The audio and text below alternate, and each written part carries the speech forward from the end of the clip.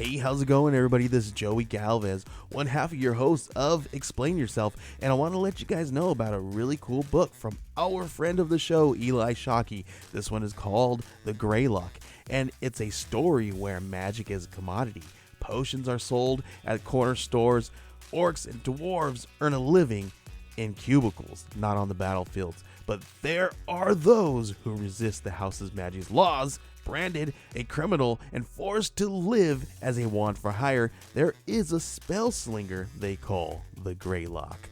Check this one out. You guys can pre-order issue 3 right now with code JAN241939, and make sure you guys are heading over to your favorite LCS and letting them know that you want Greylock number 3, and maybe pick up the first 2 issues. You could do that at the Scout web store. So make sure you guys are grabbing the Greylock number 3, JAN241939 at previewsworld.com.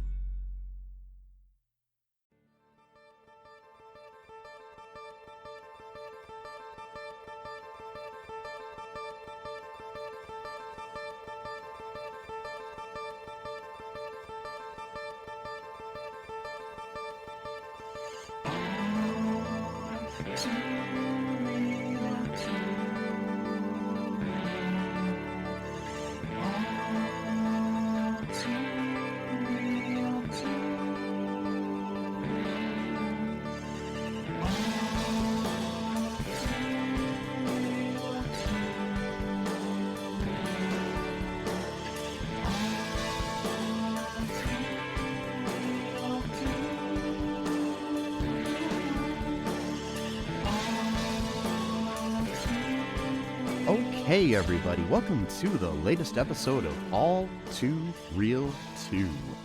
My name is Michael E. Cullen II, and with me, as always, is... My name is Sesame Encarta. Don't forget it. Yeah, we watched a movie, you could call, that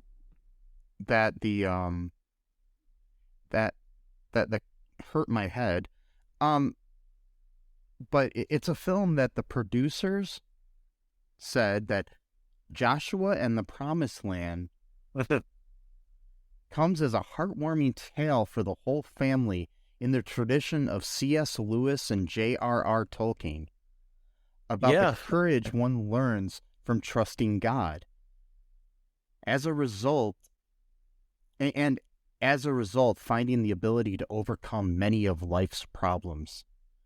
Join young Joshua Carter, don't know where his last name came from, on an epic dream adventure from the parting of the Red Sea as the Hebrews escape from Egypt through 40 years in the wilderness, finally to the fall of the sinful city of Jericho. Yeah. Interesting. Is that what we watched? I mean, that's a very loose interpretation of what we watched. Sure. I would say what we saw was a fever dream mixed in with maybe a little bit of ketamine and PCP of a Christian fundamentalist, maybe a little bit of huffing some gasoline and paint as well. And then this is what, we saw. We saw anthropomorphic lions, walruses, tigers, both white and orange striped. Pandas. A weird creature that looked like it was both part bear and monkey at the same time. All bipedal, mind you. No, and also, the Moses looked like he was part panther, part monkey, part... Yeah. Whatever. And he was gray. Yeah. He was all gray. And all the bad guys are either black or red. So that's, a coincidence, I'm sure. And, and anyway, yeah. Woof. I don't know what we saw. It was definitely visuals. We did see I mean, recently the Black Panther 2 movie came out. Yeah. And, true. this reminded me so much of it. Oh, yeah. The special effects were uncanny. Definitely BP2 definitely stole from BP2. You know, British Petroleum too. Wait, no. yeah, No. PB2 really took like their inspiration from the animation of this film. By the way, this film took 4 years to make. Granted, the guy who wrote the script and did the animation was the same guy named Jim Lyon, by the way, and the main character is a lion, so that's interesting. Coincidence? But I don't know. I know he was doing double duty, but 4 years. He was also one of the voice actors too. So yeah, one of the voice actors. But I'm thinking, I sure hope by 4 years what they meant was he only spent like maybe 15 minutes a day on each day to do it, because I looked up the estimated budget for the movie. Yeah, and it was $350,000. That's wild. Wow. Uh-huh. I was thinking maybe at most like 30,000, but that's insane. I was thinking like, I empty out my pockets right now, and there's some lint and maybe a bubblegum wrapper in there and a couple of coins. I don't know. Yeah, I don't know, man. But what we saw, though, I think is unironically probably the greatest movie I've ever seen in my life. Unintentionally, but it's just perfect. Like, it's one of those movies where I finally saw a movie that was so bad it was good to make fun of, and it wasn't just boring. Because like everything about this movie is like the person who made it like genuinely thought like, I nailed this. Like, this is my life's work. This is the best thing ever. And it's just so terrible. But like the fact that it was made with so much sincerity. Yeah, I mean, just like makes it that much better. My thing that I always say is they made a movie. It is a movie. Yep. It's better than it didn't exist before he started his 4-year journey into making this movie. Yeah, I mean, that's true. And you could buy it on DVD or watch it for free on YouTube. By the way, as of right now, the video that I saw from has 666,000 views. So 666, that should be interesting there. Nice. But yeah. And oh God. So you want to talk about what happens in this first, okay. Yeah, yeah, we could do that. Well, you wouldn't give your general thoughts. You want to do that? I'm just trying to think of what my general thoughts were, because my general thoughts is like, it was an hour long, less than an hour long, and it felt like it was like longer than something by C.S. Lewis or J.R.R. Tolkien. Well, that was intentional because of the whole 40 years in the desert thing. It was supposed to feel like you were, that you were there. I would have been more impressed if it took him 40 years to make the movie. Yeah, me too. Nah. Jim Lyon knew what he was doing. It was all planned, He knows what he's doing. Yeah, so like, just to let you know that, I know it didn't cost a lot of money, but okay, so this came out in 2004. Ice Age came out in 2002. Madagascar in 2005. Dinosaur in 2000. Shrek in 2001. Shrek 2 the same year as this movie. Hoodwinked 2005. The Incredibles 2004. Finding Nemo 2003. Monsters Inc. 2001. I'm just looking up CGI movies that came out around this time. Yeah.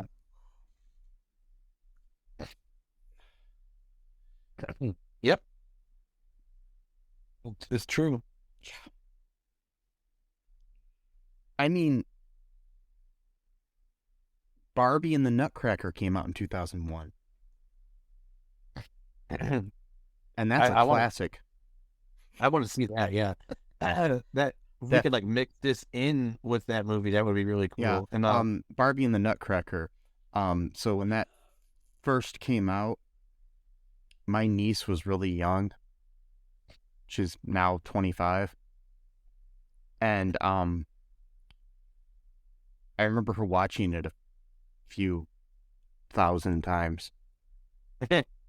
and the way the sound was in it, anytime like music played, it blew your eardrums out. But the dialogue was so low you could barely hear Barbie talking. So yeah, yeah, I'm pretty sure it was that one. It was one of these Barbie movies, but yeah. So yeah, but anyways, similar thing happens in this movie at times. But yeah, so let's get into the plot here. What happens? I'll let you kind of walk us through this to begin. Yeah, because I'm itching to talk about this. So the movie begins with some water, great effect of water and the sound effect, all perfect. And then for the logo, and then we go in, yeah, the logo, which the sound looks like just some regular font they got from like Microsoft Word or some shit. And then Fountain Distribution or something like that. And then Fountain Films. And then we see Joshua, our hero, playing with like some wooden sword, making these weird grunting sounds as he's doing it. He's a child lion. Yeah, he's a child, and he's like running like anthropomorphic lion. Yeah, bipedal, and as he's doing this, there's like picture on the wall, or like a moving picture of a wall of like another lion with the sword fighting something, and I think that's a TV. Huh? I think that's a TV. Oh yeah, TV, and he's, I guess, reenacting what he sees on TV or whatever. Yeah. And then, his dad walks in the door, he like throws his sword away for some reason, and he's like, "Hi, Dad," and his dad just like, "Pick up your stuff, Joshua," and then he like walks away into like the kitchen, and he's like, "Ugh." Okay, then like immediately his parents just start getting into an argument. Mind you, they're arguing about like regular like human things, even though they're both all lions. And like she's like, "Oh, you said you're gonna clean out the den. Oh, their house is a den. You get it because they're lions. Oh, the lion's den. Yeah. Even though it just looks like a regular house, like there's nothing in it that like screams lion. There was no purpose whatsoever for these characters to be animals. No, there's nothing at all. They just took a waste of time. And then and they're arguing is like, "You said you're all you care about is playing, you're working on that car of yours." And he's like, "Today's my day off. I do what I want." I'm like, okay, so we just got like an angry, bitter father figure here who just like cares about his car more than his family. He comes off as an angry drunk. He does. It looks like he's about to like abuse her because he growls and like clenches his fist, then he just walks away. And then Joshua like is, scared and awkward. So he goes in the kitchen and his mom runs into him and she's getting all mad like, "Joshua, just get out of the way. I'm trying to fix dinner." So Joshua goes upstairs, crying basically because his parents are total pieces of shit.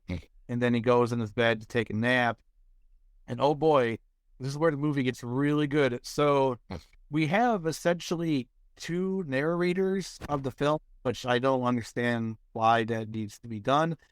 We got this weird purple pig-looking thing with the bow tie. Don't even know. Kind of starts out the movie. He's like it looks like Piglet's, I don't know, drunk uncle or something.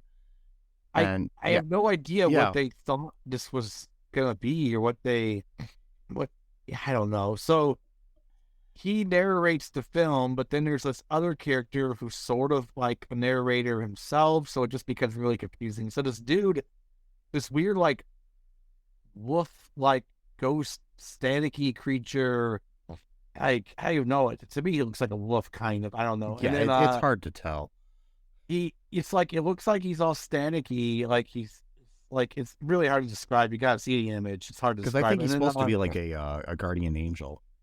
Yeah, and so he shows up, and he just starts like looking at all of Joshua's toys in his room, and then like I guess he was just interested in that for some reason, and then it was like he was casing the joint so he could steal the toys later. That's what it looked like. Because he's just like peering around, like checking out this random shit. It's like, okay, I thought whatever. I thought you had a mission here. Why are you checking out toys? And then he tries to wake up Joshua. Joshua won't wake up. So then, and something's a really good movie when the character says what they're going to do before they do it, or they express the have as they're feeling it, you know it's a good movie. So he's like, oh, I think this might work. And then he does this weird thing where he throws like a ball of energy, I guess like spirit energy at Joshua's face, which then wakes up. Child abuse. Okay, I guess. And then, so then he just like, basically like, he acts like he acts like he's done this before. Like he's gonna abduct a child. And he's like saying all the weird things that like an abductor would say too. He's like, I want to take you on a little trip. And then he's like, oh, where are we going? He's like, oh, I can't tell you that till we get there. Red flag number 1. And red flag number 2 is if anybody introduces themselves as Christopher Andrew Eugene Bazzani and then says, just call me Chris. Yeah. Yeah. Don't trust him. He's a liar. Yeah. And that's the other thing too. He goes, you trust me, don't you? It's like, he just met you 30 seconds ago and you're a wolf ghost static creature. Why should it?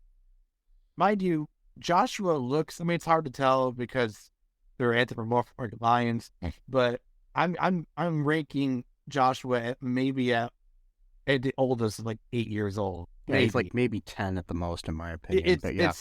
Yeah. The other thing too is that they're all like nude because they probably couldn't animate clothes on people because it would take too long or whatever. Yeah. So I mean, they don't show anything. It's just that they're just maybe that's why they didn't make them humans, because then they would have been just walking around naked humans. Yeah. So I mean, but other animals have genitalia too, so I'm not sure why that would make it different. And then, but yeah, I think it was mainly just because he didn't want to animate clothes. It would take too long. So he's like, yeah, sure, whatever. And then, so then Chris holds his hand, and they go through like warp speed or something into like the past, and we're seeing the moment where the Pharaoh and his army tried to catch up with the Hebrews. And then they're drowned by the Red Sea or the Sea of Reeds, according to some interpretation. And then this is where it gets really weird. I mean, it's already weird to begin with. So Joshua, just like 10 seconds ago, was nervous about going on this trip. Now that he's there, he immediately wants to like talk to meet Moses. So yeah, but before that, there's like this big light of God thing or something. Oh yeah. And Chris says, humans can't touch that or whatever, even though you're not really human, but exactly. So you'll die or something like that. And he's like, let me touch it. He just keeps saying like, it's like I'm pretty sure Joshua is suicidal. No, he's definitely a psychopath and like a serial killer in the making. Totally. Yeah, absolutely. As we'll see throughout this film. He gets used to his new life way too quickly, and and he kills animals at a young age, much like serial killers. So, well, he is an animal though, so I guess it's he's killing other animals. But, so, yeah, well, yeah, true. So he wants to meet Moses, but he can't do that yet until Chris. I don't know how else to describe this. It's definitely not biblical as far as I know. Is that he takes Joshua's like spirit and puts him into the body of an adult male lion, and then just like does like a John Malkovich type of thing, I guess, and just like takes over, and like now he controls this lion's body, I guess. Like that's just him. The Joshua from the Bible. Yeah. So this is where it gets weird. All right, so this is where this is very much like a fundamentalist Christian film, or at least trying to be. But now we're introducing some really weird extra biblical stuff to it, because the Joshua character from the Bible is a real character from the Bible. Yeah. Whether or not he is a real person, I don't know, but he is a person in the Bible. And now we're being told that this kid, Joshua Carter, from our time, who has parents that argue with each other or stupid stuff, is put into the body of the Joshua from the Bible, but then becomes the Joshua from the Bible through the deeds he does. So does that mean that the Joshua from the Bible was just like a regular dude at first, and then the spirit of the child Joshua from 2004 entered into his body via a dreamscape. And then that is the Joshua that we read in the Bible. So is Joshua Carter from 2004's Joshua and the Promised Land animation film from Fountain Distribution and the Messianic Synagogue, that's who we're reading now about? I think that would be considered blasphemy by most biblical scholars. But hey, maybe Jim Lyon got a revelation from Moses or something to say it's okay to kind of do like a revisionist. Well, they maybe should have had the narrator who explained a bunch of things that didn't need explaining. Explain that to us, because the narrator informs the audience of obvious things. Yeah. Like he points out, this is a pyramid. It's like, yeah, we know. Yeah. Being enslaved is bad. He's like, oh, the Pharaoh army is about to be drowned. Like, yeah, we know. We see the water surrounding them. What the fuck? And then and that's how he talks too. He's like, this is a pyramid. Yeah, he's got this weird. By the way, he says "where" with a "where." I hate that. I immediately want to murder him just for that alone. Like, you got to have like perfect diction. Really, fuck you. Like, you know, and like you stupid purple pig bow tie wearing motherfucker. God, I can't talk. And so Joshua's spirit is now, or Joshua's spirit via the dreamscape is now in the body of Joshua via anthropomorphic bipedal lion. Yeah. Animation. And then immediately Moses like just decides to like make him his right hand man, even though he doesn't know anything about him. And, so my feeling is that this movie is actually just a sequel to Big. It could be actually. Yeah, because he did look a little bit like that Zortan or whatever his name was. Zoltan or whatever. Yeah, he did have that kind of like that rugged look about. No, yeah, but then, my thing is, you know, because Joshua becomes an adult. Yeah, when he really shouldn't be, and then does adult type things that he really shouldn't be doing. And, I mean, like he doesn't commit adultery like happened in Big, where the woman molested her. But so don't worry, he wasn't the victim of that, but he did commit genocide as an 8-year-old boy. So I guess at least he wasn't, as far as we know, because he was there for 40 fucking years. That's the other thing too. So in an afternoon. There's like a whole Inception thing going on here, which is weird because this movie came out about 5 years before Inception, there maybe 6. Yeah, and so we get this thing where so obviously the Pharaoh and his army are drowned, but there's sharks in the water, which I don't remember the Bible ever saying anything about that. And then I don't even know if sharks even exist in that. That's one of the weird things about this movie and a lot of movies too, is that there's animals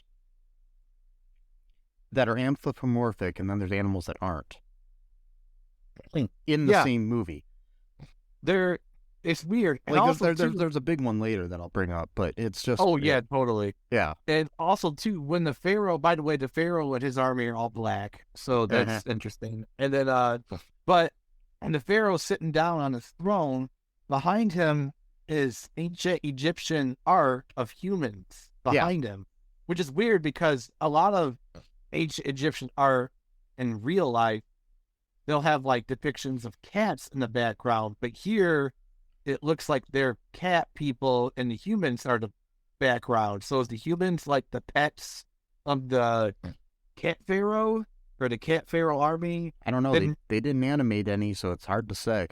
And narrator didn't explain that, which again, that would be another cool thing to explain. So now I'm just picturing. Did you ever see the movie This Is the End or whatever? Yeah, I've seen the movie, yeah. And I'm just picturing Channing Tatum in a dog collar. That's right. That movie's so crazy. It's bizarre. And I gotta see that again. It's been a while. But so I mean, man, like I don't know, like so Joshua witnesses an entire army being drowned and eaten alive by sharks. And again, he's probably like 8 to 10 years old at this point, and he sees this. And Chris brought him on this journey away from his home, which home life sucks and everything, but pretty sure you're in your parents argue about like working on the car is not as traumatic as watching an army drown and being devoured alive by sharks when you're 8 or 10 years old. But then it's okay because the animation was bad, so it was fine. He didn't yeah. really see that much. Well, so Moses immediately wants to make Joshua his right-hand man, and the only reason why is because he caught him a quail.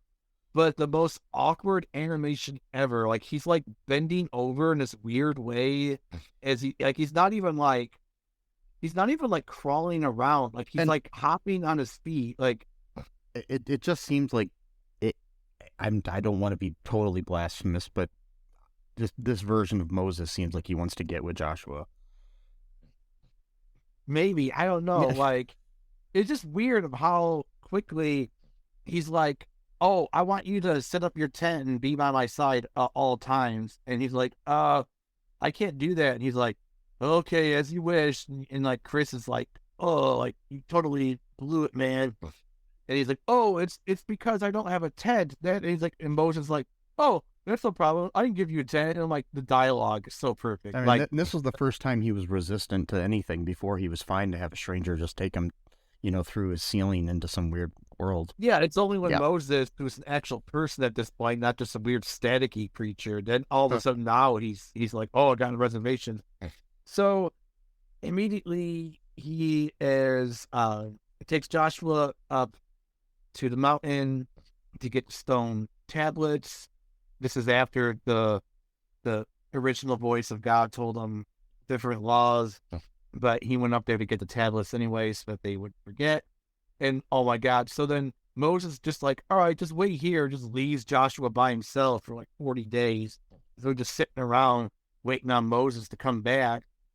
And then as they come back, this is the best part of the movie. As they come back down, this is where you get the famous scene of where they're worshiping the golden calf. And Moses just straight up screams, no! Like, you hear just terrible singing in the background, and like the coolest looking rave party ever. Like, the way these animals are dancing is like the funniest thing ever. Like, I wish I could show you a visual of it. It's just hilarious. And I recommend everybody watch this movie. It's unironically, it's a perfect film. It's so good. I mean, and so Moses just like completely loses his mind. By the way, this is also in the Bible itself, where he takes the golden calf, he breaks it down, and then he grinds it into a dust. He then boils it into hot water and then forces the people who worship the calf to drink it. So they're drinking gold dust, which I'm pretty sure would kill them. I'm thinking this is a little almost as bad as Jim Jones and the Flavor Aid. I'm just saying. It is. It's pretty bad. I'm pretty sure that alone would have killed them. But in the Bible, it's actually much worse because, this being a kid's movie, I guess, ostensibly, even though there's like so much fighting in this movie. I don't know how. I'm not sure who this movie's for. So, yeah. This movie is for like, I think people on like a drug trip is what I think it's for. And then so in the Bible, though, it's much different. He does make them drink the weird, sand or gold dust or whatever. But then he makes the men who did not worship the golden calf to kill the other men who did worship the golden calf because they broke one of the biggest commandments, which is to not worship idols. But so my question is, if Moses was already going to command a mass execution, why did he make him drink the hot gold water first? Was that just like an extra layer of like barbarity or something? Like, yes. I mean, I'm guessing so. I mean, and for some odd reason, this book is allowed in schools. Oh yeah, of course. But a book with mice representing Jewish people and Nazis and talking about how bad Hitler was is not, for some reason. Yeah. Or anything with a drag queen or with like a gay character or a trans character. Yeah. Even if those characters are not bad. Even at all sexualized, they're just regular characters in the book. Like, then that's like, our children can't read this. But hey, Moses telling people, oh, these people worship a different God than you, so you should murder them. But before you do that, make them drink this disgusting boiling gold water first and then kill them. Totally. Boiling gold water. He ran for president, didn't he? That's a good band name, Boiling Gold Water. Or like a song title or something. Yeah. And then, so again, Joshua is here to witness all of this. Again, he's like 8 years old. And then he's like, all right, I want you to now command my army. Again, he's 8 years old. He has not seen him fight and all. And he just decides to now lead his army against the Amalekites, who were one of the biggest enemies of the Hebrews at that time. They had a huge army, way more advanced than the Hebrews. More men, but also better weaponry, you name it. And then Joshua gives a speech. He's like, all right, let's beat these guys. I'm like, okay. And then he's like, okay, if God fights with us, then who can fight against us? And everyone's like, yeah. Like it was like the most inspiring speech of all time. It was right up there with that scene in Braveheart. Oh, yeah. Like, no, but William Wallace has nothing on Joshua, little kid Joshua here, and it's fucking adult lion body that he's taken over of this poor soul.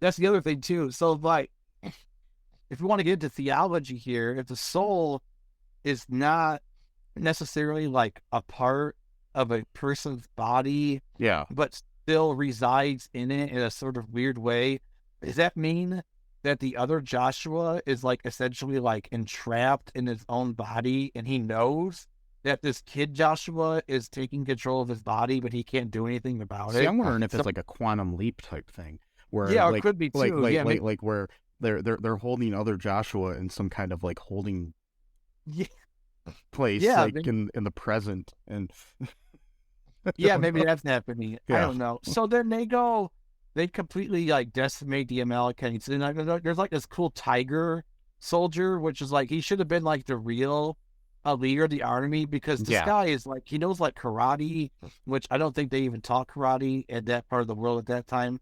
But like, again, since we don't care about facts right now, he's like doing these spin kicks. He's like taking he could on just like accidentally know it too. You know what I mean? Yeah, that's true. He's taking on like 4 at a time, like kicking them. He's stabbing them. He's got them like, he's like cornered by 4, and he's like doing all these trip moves.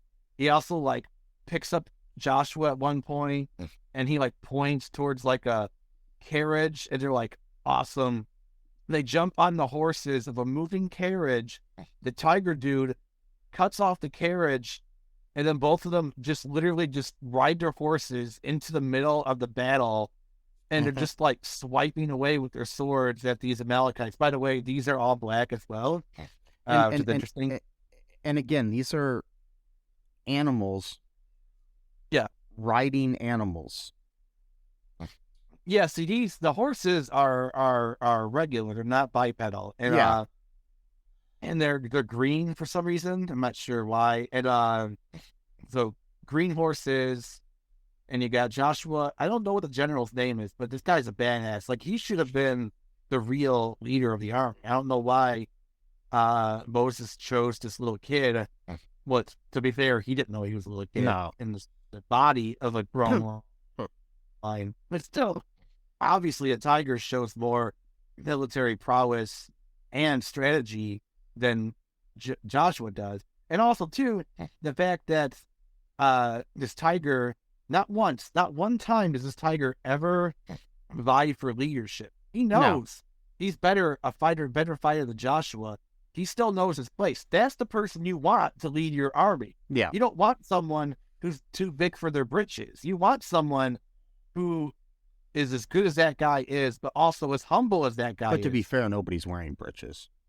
Well, true, because they're tigers. But then there's lions, tigers, and bears, I believe, in this army, actually. And Oh my! Exactly. Speaking of bears, you get these bear creatures who have like these huge hammers, and they're just like knocking back these Amalekites. Like, I mean, like just crazy. They're just like knocking them down. And again, this is a kids movie. Again, there's no blood, but still, a kids movie. They completely decimate this army. I mean, like, everyone's dead, basically. And then they're like, yeah, woo, our God is better than their God. Our God, let us kill them. Yeah, because that's like, like good Super Bowl team type of mentality. Yeah. Like, my God, let me kill your people. So that means your God is false, bro. Okay. And, so here's where it gets really fucked up, though. So after the Amalekite slaughter, which, to be fair, they were attacked, they were defending themselves. Yeah. You're allowed to kill people in self-defense. Fine, it's fair. And but the next part is not so fair, because this is where we get to the infamous story of Jericho. Now, for those of you who have not read the Bible, especially the Old Testament, and I don't blame you if you have not, because it's very hard to get through. There is a story, especially the Old Testament, talking like the very early books. There is violence galore.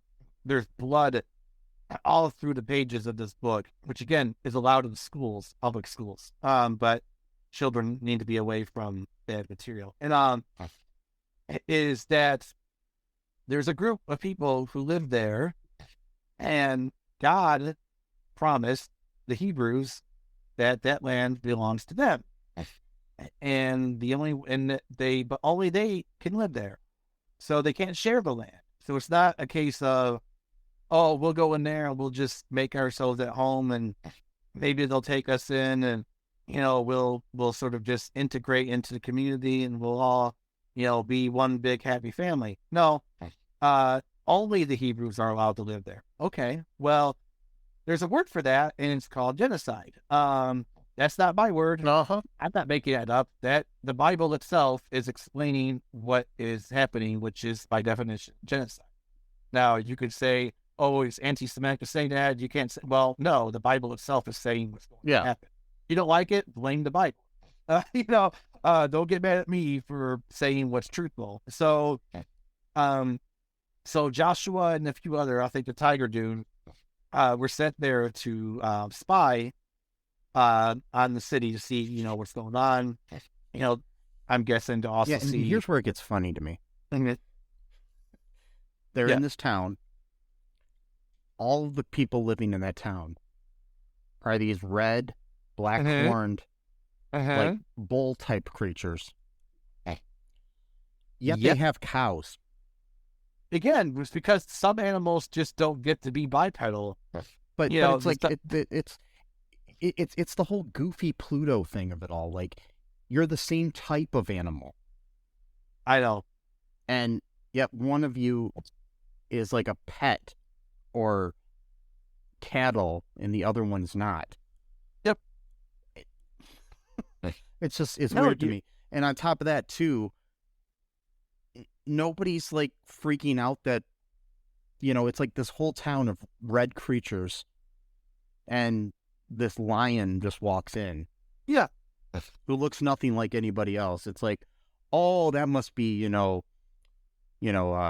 Joe's second cousin. He, wasn't out in the sun as long as us or something. Right. What are they thinking? Well, so that makes it worse, right? So going by that logic, so that's a really good point. Going by that logic, they see a foreigner in their land, and they're like, that's cool. We're tolerant. We're all okay with that. But they are like, we got to kill these people. So wait a bit. They let you in their land, no problem whatsoever. Just go mingle around, do as you please. No problem. Yeah, they're sacrificing the baby, supposedly. Which, again, okay, so not to go like an anti-Bible right here, but there's a long, and I mean a long-standing propaganda tool of every group of people who've committed atrocities against someone else, saying, these people were so evil, they were sacrificing children. We had to do what we had to do. So, I mean, the Christians were saying that about the Jews in Europe, and the ancestors of these Jews were saying this about the people of Jericho. So this is a long-standing thing where you justify murder or genocide by saying, well, these people were just so bad, they were terrible. Well, it's like the manifest destiny sort of thing of the United States. It is. Where, it's like, you had to do this. We're the pure ones. God's on our side. And plus, interesting enough, so they're all, like you said, they're all red, right? Well, what did the Christian colonizers say about Native Americans? They used to call them the red men, the red man, right? Yeah. And they said what they say about them. They said, oh, they're savages. They do human sacrifices. They worship false gods. They worship idols. They live like animals, etc. You know, and they justified that. They used that to then kill these people, which ironically, including the children of these people, but their justification for doing so was saying, well, these people harm and kill their children. Yeah. So we need to kill their children to stop them from killing their children. That's how it works. Literally how it works. Which brings up the fact that in this movie, we saw all but the sacrifice of a baby. Yeah, we saw him lift up the baby. We heard him screaming. Yeah. Again, a children's movie. Mm-hmm. Yeah. I mean, say what you want about the Shrek films. Yeah. There were no baby murders in them. There were no baby sacrifices. No siree. No. Yeah. I don't remember a Madagascar movie or an Ice Age or an Incredibles movie where there were baby sacrifices. You remember that deleted scene in Ice Age where they froze an animal and they just broke in the piece and just killed it? It was brutal, man. They had to cut it. It was gonna make it into like a rated R movie from that one scene alone. Yeah. And and the creepy thing about it is that Joshua's facial expression at this is just one of like nothing. Like there's no expression at all. Like he's not even terrified. He just walks away like nothing happened. And then Chris, he was looking at it and like the look you see on somebody who walks into a Starbucks and there just happens to be a guy playing guitar up front, and you're like, oh, that's interesting. That's what it was. It was just like this weird. He walks away. Again, he doesn't run away. He just walks out like, oh, that was interesting. And then he's at by a campfire. Chris, the weird static ghost creature, whatever he is, he can see that something's wrong. So finally, Joshua is processing more trauma. Okay, so again, Joshua's about 8 years old at this point. And well, no, actually, technically, so there was the 40. So here's the other thing. So they were going to go to no, never mind. I'm sorry, I'm wrong. So they did spy on them first. So he's about 8 years old at this point. So he's already witnessed the Pharaoh and his army being drowned and devoured alive by sharks. He also took place in a battle where they killed an entire army of Amalekites. And then now he's being told to spy on another group of people, and he has to commit genocide against them. And Chris, the static ghost wolf angel creature, tells them, well, you have to do it because they're bad. So, they killed babies, right? So sometimes, which is the other weird thing. So the 10 Commandments are supposed to be brand new, right? They just came out.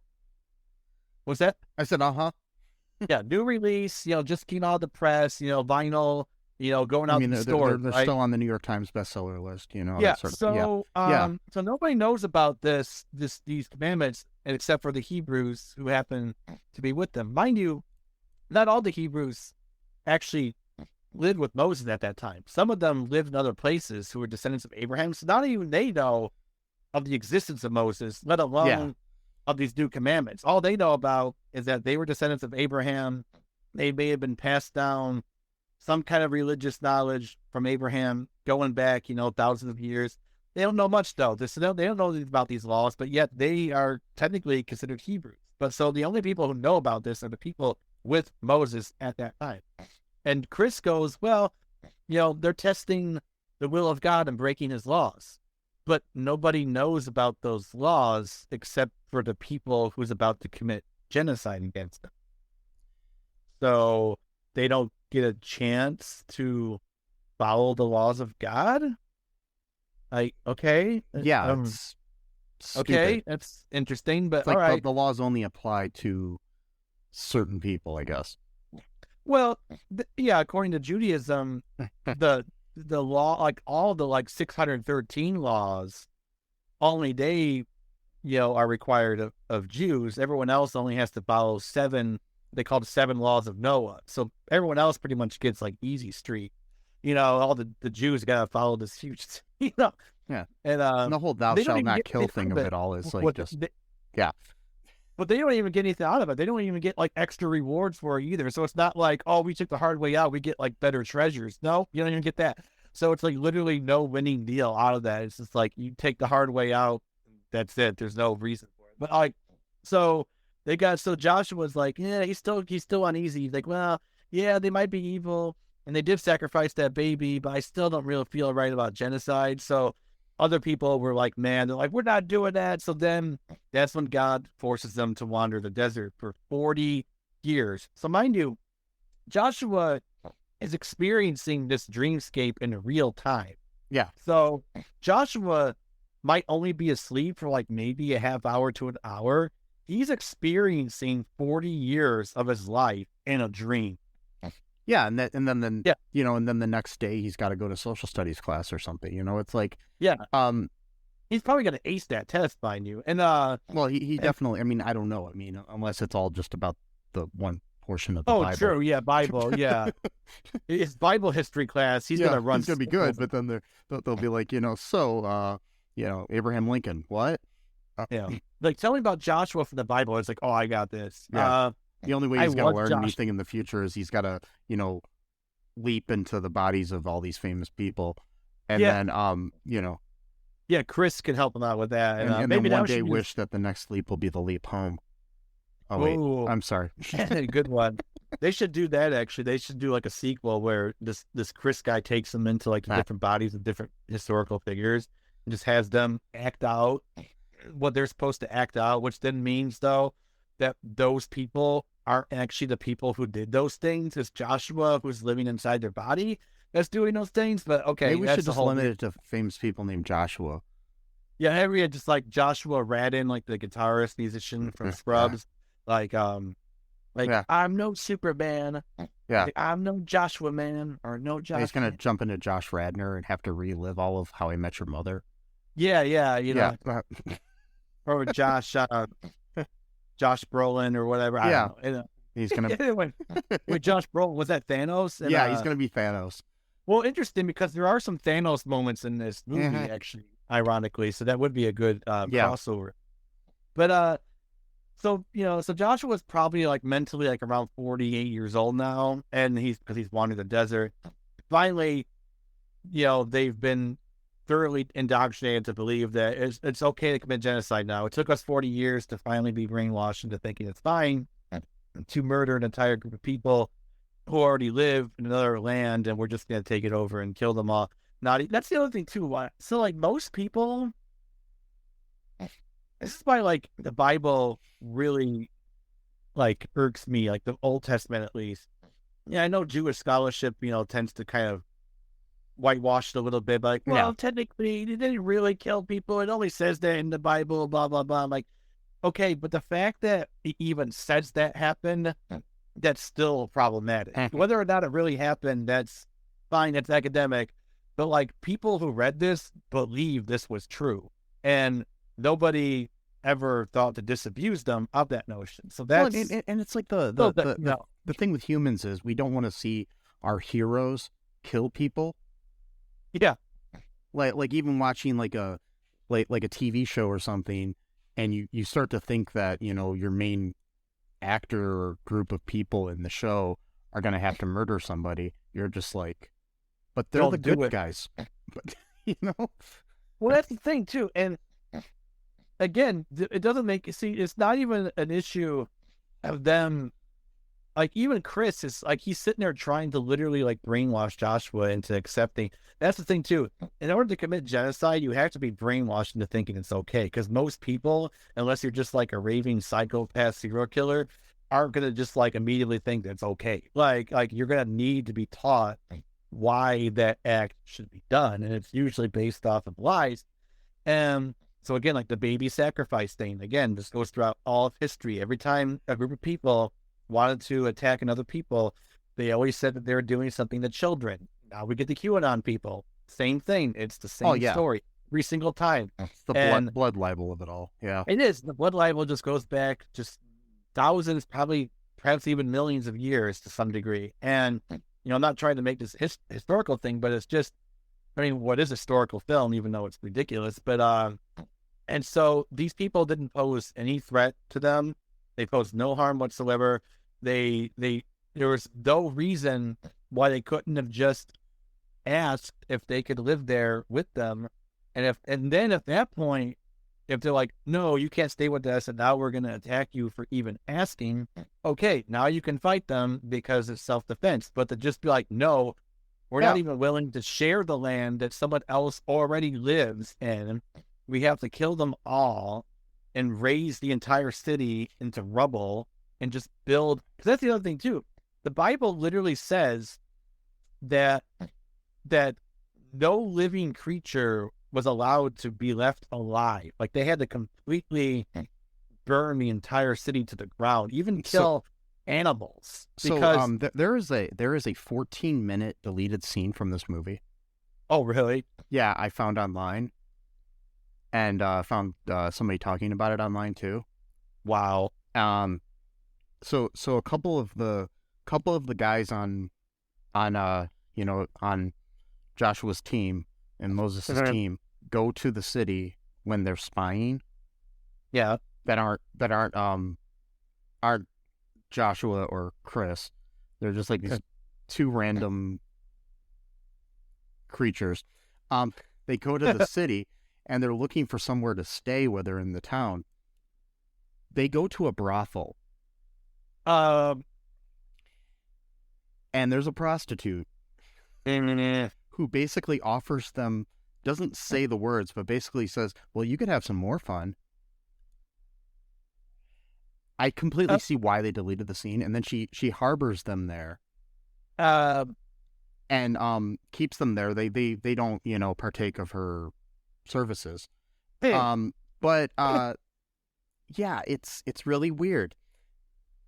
And then the king's guards come looking for the spies, and she distracts them by basically offering the same thing to them. So she protected them. Yeah. And then her reward 40 years later is to be and here's the thing. In the original movie, she is spared. Oh, well, okay. Because she cuts a deal with them. So it's still in the in the final cut. There's one building that doesn't get destroyed when everything else is turned to rubble. I noticed that. Yeah, that is her residence. Okay, that's her house. I was wondering. Yeah, I did see like a red thing looking out the window. Yeah, that was her. That makes no. I mean, now it makes no sense like, in the current iteration of the film. That's fucking up. Yeah. That's so fucked up, dude. Yeah, so she's spared because she did one nice thing. They're like, all right, we'll spare you. We'll kill everyone else, but including the children that we're here to save. Yeah. Oh, okay. And but yeah, I mean, that's where the story comes from. I mean, Joshua commits genocide, and again, Jewish scholarship says, well, it didn't really happen. Later on in the Bible, it actually says that these people lived in the land with them, so there could have been no genocide. Otherwise, why would they live there? And again, that's not the point. The point is that someone wrote that as though it did happen and taught people that this thing happened and it was a good thing that it happened. Yeah. Like, by that logic, that's like someone saying, like, did you know that in 1957, somebody murdered a Jewish guy in Texas, and it was awesome, and it was a great thing that happened, and it turns out that that event never happened? Does that make it better that the fact that this is still being taught to people as though it's a good thing that you should emulate? Yeah, I mean, like, it's kind of like the tightrope with even though, I mean, I'm guilty of watching some of these types of shows or listening to these podcasts and stuff, but the whole true crime obsession of nowadays, where even though it is true, or people that will watch a movie, fictional or not, that glorifies or they identify with like somebody watching the Joker and identifying with the Joker. Like, yeah. Which is not really what the point of the movie was. But a lot of people watch it, and that's the way they see things. And somehow that's okay because it's fictional. No, the point of the Joker was to show how society can break a man.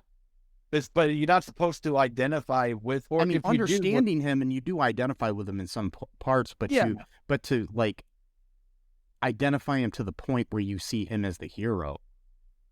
Right, because what you're supposed to get out of it is like, oh, society broke this man to the point that he became this monster. Maybe we should be better to people. That's what you're supposed to get out of the movie. Yeah, or like a movie that highly influenced Joker. Like if you watch Taxi Driver and you think that Travis Bickle is the hero, you're missing the point no too. way. You know what I mean? Yeah. Well, because he ended up killing the guys that were gonna pimping out that girl or whatever. But still, he's not the. It's more society that's the villain, and he's like one of the conduits of society. Yeah, plus he was not innocent himself. He was stalking that girl. That's what I'm too. saying. That's why I'm saying it's society that influenced him. Same as the Joker. But that's for another podcast. So also, oh my god. My god. But yeah, so we get this end where there's like this big like head or something in the sky when we're back in the town. Well, angels broke down the walls. Yeah. It was just too confusing, the animation. I couldn't figure out what the hell was going on. I don't understand what's going on. These angels show up and they break. Also, too, I think this is also from the Bible. So they were probably just absolutely fucking with the minds of I don't know, they're called the Jerichonians. I don't know what their name was. The Canaanites. I know the Canaanites are one. I don't know if it's the same. So I don't want to screw up my history here, from this glorious movie. Remember that TV show Jericho? That was a good show. Yeah, I remember the TV show. Yeah, so the Jerichonians. Yeah, that's totally off topic, but yeah. Yeah, it's a different show, totally different show, but much better than this one. Mm-hmm. But even though that one's not biblical, but yeah. And so they circle around the perimeter 6 days in a row. With I think this is also in the Bible with the ark. Another interesting thing about that. So Moses makes the people drink the golden boiling water, or the boiling gold water, if you will, for worshiping the golden calf. And almost immediately they build this thing called the Ark of the Covenant, which always has to be carried around in battle, because they believe that the Spirit of God resides within that thing. Wouldn't that be an idol? I'm just saying. So what the real problem was, I'm guessing, this is just my speculation. I'm not a historian, not a religious historian, although I have studied it, but I'm just saying I'm not a scholar. My speculation is that perhaps the golden calf was an idol to another god from another nation, and Moses didn't like that because that wasn't his god. Uh-huh. So it wasn't so much that the idol was the problem; it was the wrong idol for the wrong god. And then it went on to inspire the mascot of movies.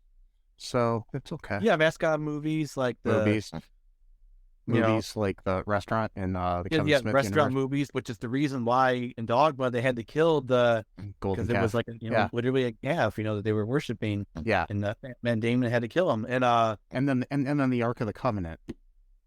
Well, that was Indiana Jones found that, so we're all good.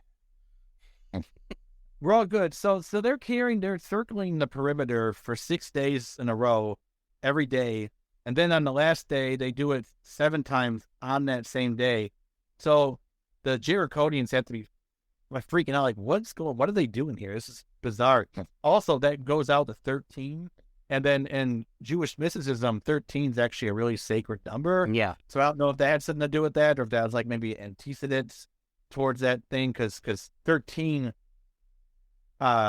basically means almost like the absolute the absolute being of God, where it's pretty much nothingness, It's almost like going to the end of the universe essentially, but with God. So I don't know if that's had something to do with it, because 13 is an odd number, so I'm pretty sure that has something to do with it. So finally, they're about to fight, and of course the Jerichonians are laughing ha, ha, ha, ha, they can't beat us, blah blah blah, or whatever. And then these weird angels, huge angels with big hammers, show up, and they start just beating the shit out of these walls, just completely decimating the entire city. Like all the buildings gone, except for that one video of the prostitute. Not video, that one building of the prostitute. She was spared because she offered to have sex with an 8-year-old child. But no, it wasn't with Joshua. Oh, okay. To be fair, she didn't know anyway. So yeah, but it wasn't with him. It was with the other two spies. It was with 2 spies, not Joshua or Chris. Well, I'm saying even if it was, yeah, it would be like a big situation where she didn't know. So there'd be like some gray area there. But good thing they didn't even open that can of worms at all and just So it's a good thing they cut that out of the movie altogether. So So apparently, that did confuse me. When I just see this one building, I'm like, okay, so why is that one? So then, I'm sorry if I've been talking way too long, dude. I didn't mean to. It's okay. I didn't mean to like ruin this, like rambling so much. But so, do you want to talk about the big reveal of like the demon head or whatever that happened? So he gets like zapped back to his regular bedroom in modern day after living, like 45 years somewhere else, and living like a whole lifetime somewhere, and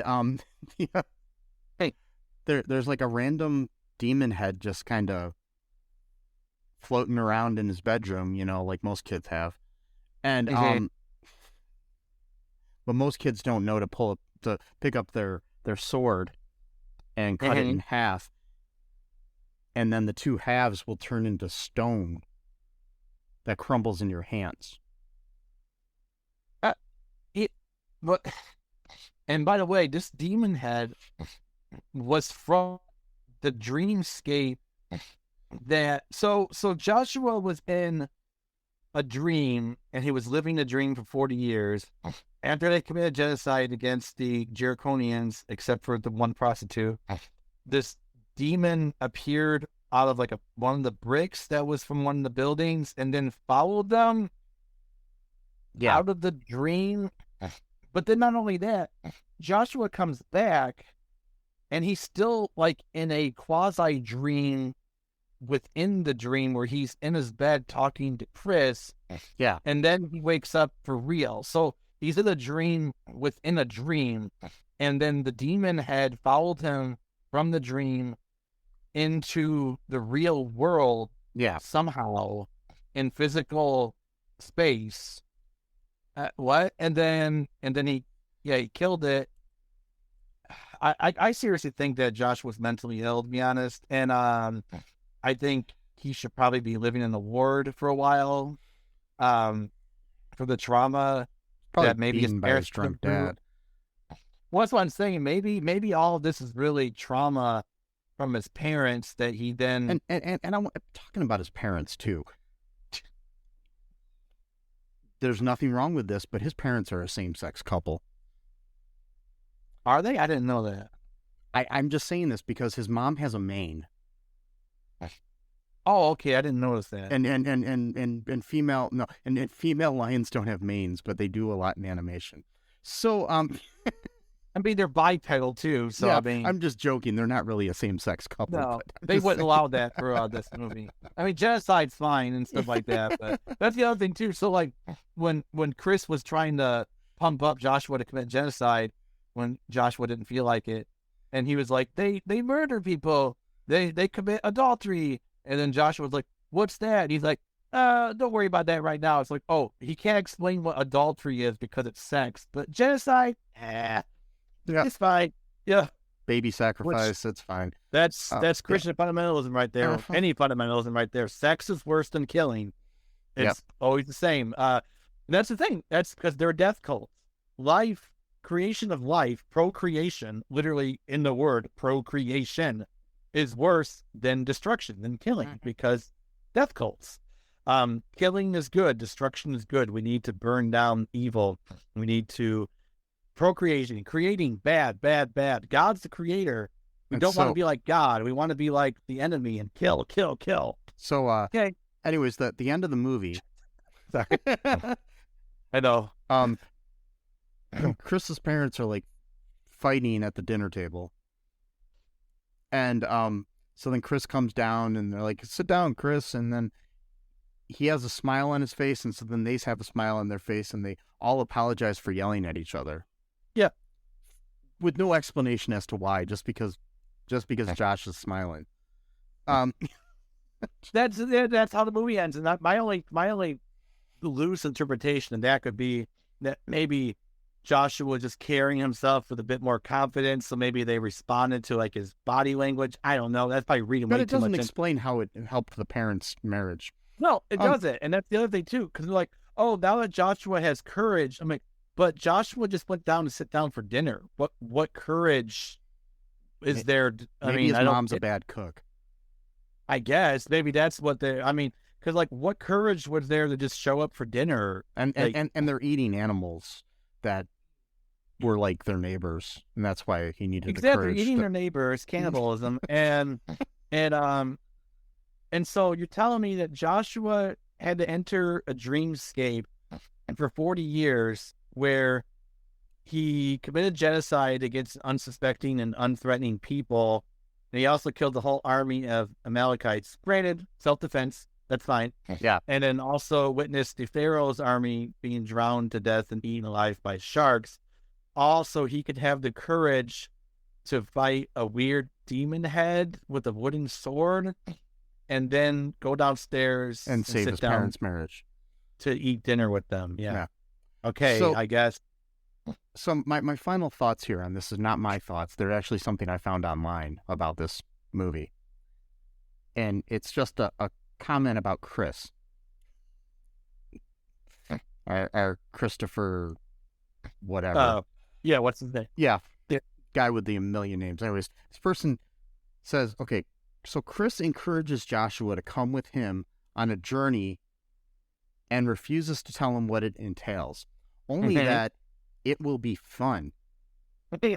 Said journey winds up starving him, nearly killing him several times, forcing him to kill, forcing him to wait in solitude for 40 days without food or water, and condemning him to spend 40 years walking a desert before Chris finally complies to Joshua's request to take him home. This is a kidnapping. Yeah. That took 40 years. A 40-year kidnapping where violence was involved. A lot of violence was involved. Starvation. I mean, that's the other thing too.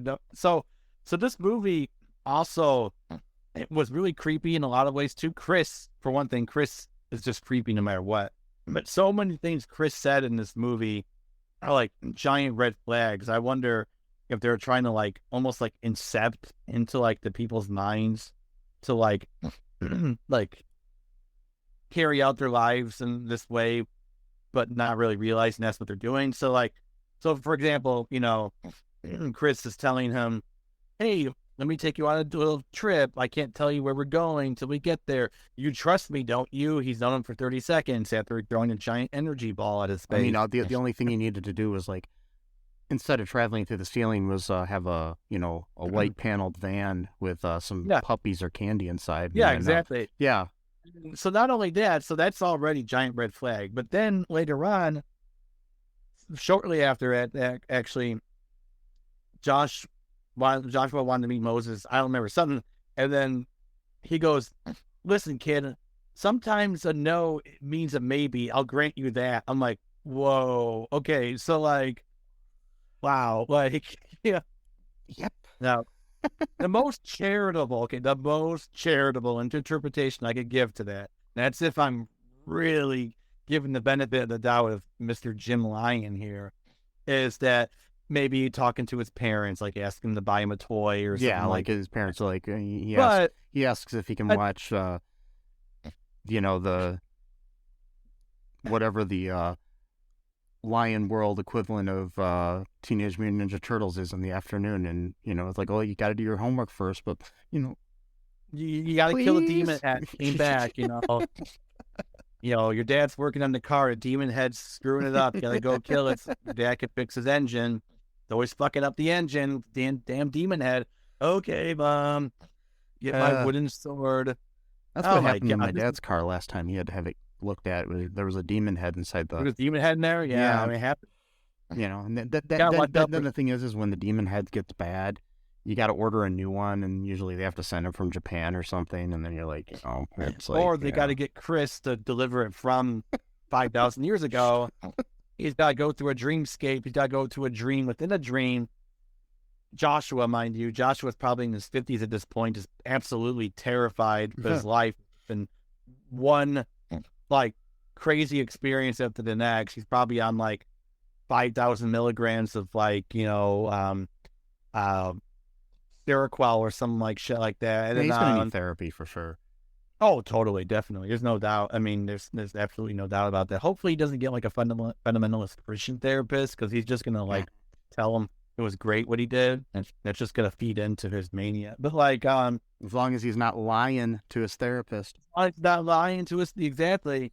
But man, this movie, wow. Yes. I honestly, I'm gonna try to find this dude's email address or Facebook or whatever. I'm gonna write to him. I'm gonna absolutely beg him to make a sequel to this movie. Like, I'll even put some money towards it. If I make some money, I'll actually put like $100 or something to it. Like, please, I'm begging you. And don't get a team. Do it all by yourself, like you did last time, because the magic won't happen unless it's all gonna come in from your mind. Like, Joshua and like the Broken Land or something, or like something bad happens and he has to go back, or who knows, and we'll let him figure it out. I just want to see what he comes up with. Yeah. So, anyways, I recommend people, just read the Book of Joshua, and and then watch the movie. Yeah, because you don't want the movie to spoil the book for you. And I'm pretty sure the book does not have anything about other people's spirits being put in the body of Joshua. Nope. And it all being a dreamscape, Nope. There's no anthropomorphic lions or panthers or whatever in it either. Nope. Anyways, any other thoughts here before we wrap things up? No, I'm all exhausted just from talking about. This is a long one. Anyways, folks, just remember to kill your demon heads, and say no to the prostitute in Jericho. And say no to Jericonian prostitutes. Also, don't drink the boiling gold water. Yeah, don't vote for Barry Goldwater. And well, he's dead, so I don't think he could become president. Anyways, so ship sailed on that one, huh? So wow. It sailed on the Goldwater, and so be good to each other. That's one thing, and go to all2real2.com. You can find everything there. Subscribe, share the show, and tell your friends. And remember that we love you, and until next time, bye-bye. Thanks for listening to All Too Real 2 podcast, a Cullen Park production. Produced and edited by Michael E. Cullen II. Music by Matthew Hawes. Subscribe and share the show. Visit us at cullenpark.com.